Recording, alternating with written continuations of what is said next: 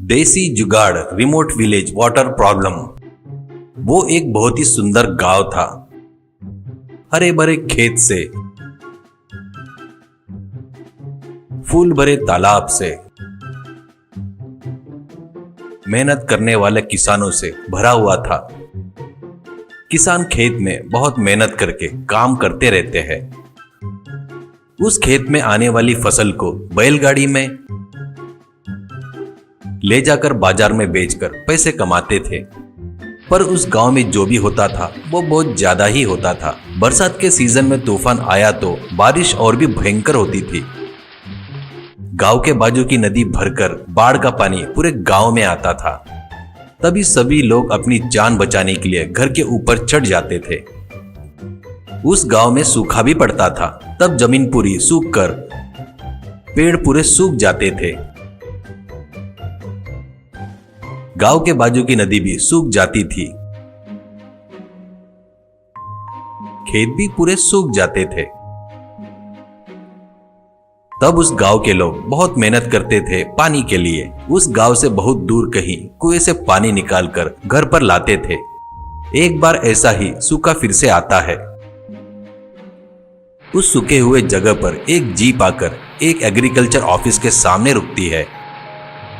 उसमें से शरद बोलकर एक एग्रीकल्चरल ऑफिसर उतरता है। वो ट्रांसफर होकर उस गांव में आता है।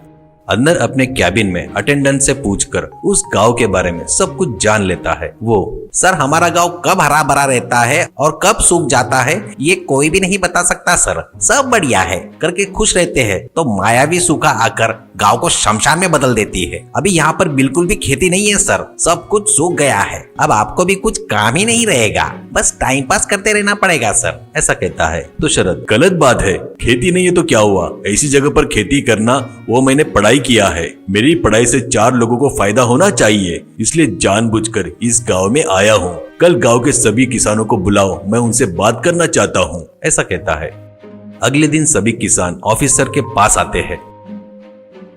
एक किसान, सर अटेंडेंट ने आपके बारे में बहुत अच्छा बताया है सर। इससे पहले यहाँ पर आने वाले वो हमारे लिए यहाँ क्यों आए वो भी हमको पता नहीं। वो लोग हमको ऐसे बुलाकर कभी भी कुछ नहीं बताए। आपको सच में दिल से धन्यवाद करते हैं। और एक व्यक्ति, इतने सूखे हुए जमीन में हम लोग क्या करना सर, फिर से बारिश आते तक हमको मजदूरी के अलावा दूसरा काम नहीं है सर। ऐसा कहता है तो शरद, ये गांव ऐसा हो गया, इसका कारण कौन है आपको पता है क्या? आप लोग ही हो उसका कारण। ऐसा कहता है तो किसानों को कुछ समझ में नहीं आकर एक दूसरे का चेहरा देखने लगते हैं। शरद, हाँ आप लोग ही कारण हो। वो कैसे मैं बताता हूँ, तुम लोग सुनो। ऐसा कहता है। जब बारिश होती थी तब आप लोग पानी स्टोर करके रखे नहीं, छोड़ दिए, इसलिए इस गांव की जमीन के अंदर पानी नहीं गया। कभी भी देखे तो बारिश के भरोसे पर ही रहते हो, पर पानी को जमा करके पानी को बचाते हुए इस्तेमाल नहीं किए और वो करने की कोशिश भी नहीं किए। ऐसा कहता है तो किसान, आप सही कह रहे हो सर, पर अब हमको क्या करना चाहिए? ऐसा कहता है तो शरद, तुम लोग पहले वो मजदूरी का काम छोड़कर मैं बताता हूँ वैसा करो,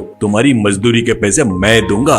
ऐसा कहता है। किसान, बोलिए सर, आप जो बोलेंगे वो हम लोग करेंगे सर। ऐसा कहता है। शरद, कल तुम सब लोग मिलकर नदी में एक चेक डैम बनाओ, तब वो बाढ़ को रोकेगी ही नहीं बल्कि पानी को रोककर अपने को जब जरूरत होगी तब अपने को बचाएगी। चेक डैम कैसे बनाना है मैं बताता हूँ। ऐसा कहता है।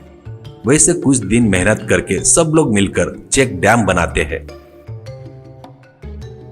एक व्यक्ति, अभी पानी नहीं है सर, तब तक अपन क्या करेंगे? ऐसा कहता है तो शरद, कुछ फसल बगैर बारिश के भी होती है, वो बीच में तुमको दिलवाऊंगा, वो तुम अपने खेत में उगाओ, बारिश होते तक उससे ही कमाई करो। ऐसा कहता है तो एक किसान, सर मेरे कुएं में थोड़ा पानी है पर उसमें मोटर को लगाने वाला डीजल का खर्चा हम उठा नहीं सकते, इसलिए आप ही कुछ मदद कीजिए सर। ऐसा कहता है। शरद, मैं उससे भी बहुत कम खर्चे का उपाय बताता हूँ, पहले तेरा खेत कहाँ पर है दिखा। ऐसा कहता है।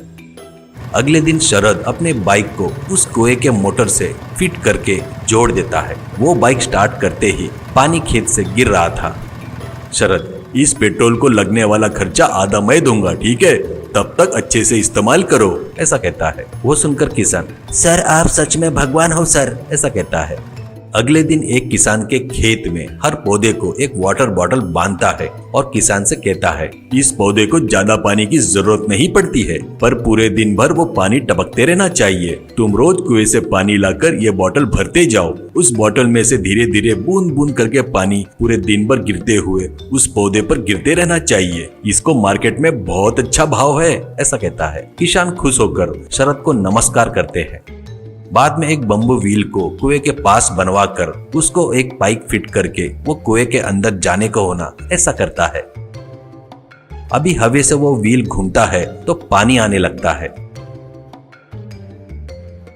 इससे औरतों को कुएं से पानी खींचने की मेहनत बच गई। बारिश गिरने के बाद पानी वेस्ट नहीं जाने को होना, ऐसे पूरे गांव में गड्ढे खुदवाता है। बारिश बिल्कुल नहीं थी, फिर भी खेत में थोड़ी बहुत फसल उगती है। वो देखकर किसान बहुत खुश होते हैं। कुछ दिनों बाद वर्षा ऋतु आता है। इस बार बारिश बहुत अच्छी होती है। तालाब के साथ साथ लोगों ने जो गड्ढे खोदे थे वो भी भर गए। नदी में बाढ़ आई तो भी चेक डैम रहने के कारण गांव में पानी नहीं आता। उस साल फिर से गांव हरा भरा हो जाता है। उनको इतनी मदद किया इसलिए गांव के सभी किसान शरद को फूलों की माला पहनाकर सत्कार करते हैं।